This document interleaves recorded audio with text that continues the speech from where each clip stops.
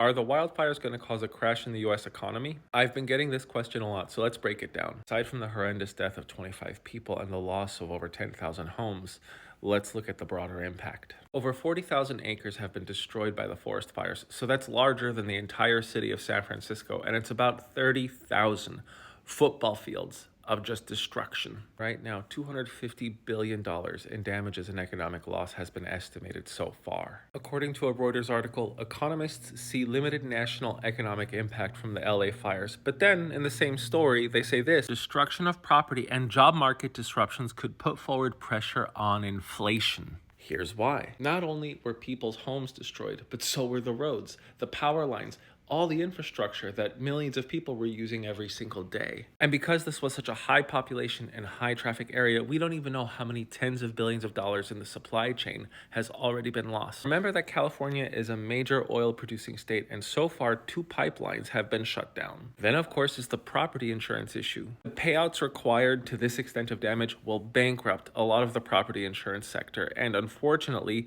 they are not going to make payments. They'll give reduced payments, and the people who've been paying into this are just SOL. I wouldn't be surprised if the small-time property insurers are just going to close down because they can't afford to make these payments. Already for the past few years, several home insurers have already been cutting coverage to a lot of these wildfire areas, and it looks like that's only going to increase, but not just around California, all across the country. If enough small-time insurers do close down, then their competition gets more of the market share, but they don't like the California area, and they are not liking any at-risk area. So guess what that means they can do? They can start increasing premiums. And once again, this is not just California. The at-risk areas now are Colorado, the Rocky Mountains, the Appalachian region, Texas Hill, northern Minnesota and Wisconsin, believe it or not, the New Jersey Pine Barrens. Now, if this happens and we start to see insurance premiums across the country in all of these new at-risk areas increase, that's going to make homeownership that much harder. Now, this isn't certain, but it's becoming much more of a relevant possibility that trillions of dollars in home value are going to disappear because of these climate risks. One of the estimated losses in value are between $1.2 to $1.9 trillion.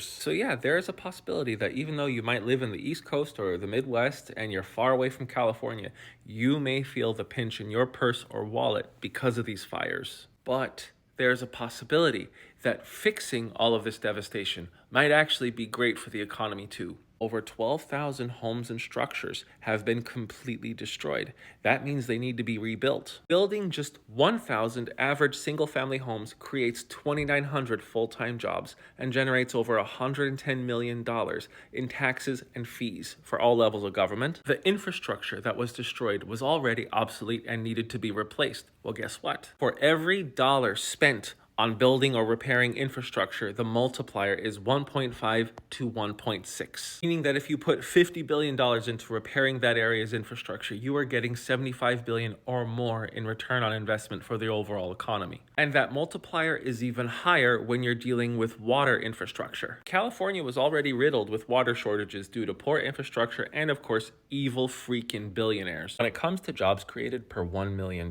invested in infrastructure, water creates one of the highest figures, between 15 to 18. And according to the US Water Alliance, every dollar that you put into water infrastructure gives you back $2.62. So if you put $100 billion into that, you're getting $262 billion afterwards. And when it comes to insurance premiums going up or just no coverage given and the overall property of homes, let's think a little deeper. Take a look at some of the average property values in the areas that the wildfire struck. Do you really think that multimillionaires are going to start living in these areas again that are so at risk of forest fires? I don't think so. The average price for a single-family home in the United States has over doubled in the past 10 years to $406,000. A drop in property values will be bad for homeowners if they're trying to loan against equity, but for new home buyers, this might be a godsend. And then comes the double-edged sword of an economic boost from cheaper homes, but not getting the insurance in at-risk areas. It's a dangerous gamble because they're playing with the same kind of fire that people did when they built their homes in areas that were known to flood. And what if we start to see a boom in the fire-resistant housing market, which has already been rising? Now, aside from the billions that we may see in spending for people to fireproof homes that they've already built,